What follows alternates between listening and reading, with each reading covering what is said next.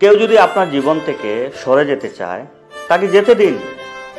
তাকে আটকানোর কোনো চেষ্টা করবেন না, কৌশল করবেন না, বল প্রয়োগ করবেন না, অপচেষ্টা করবেন না, চেষ্টাও করবেন না। তাকে যেতে দিন, যেতে দিন।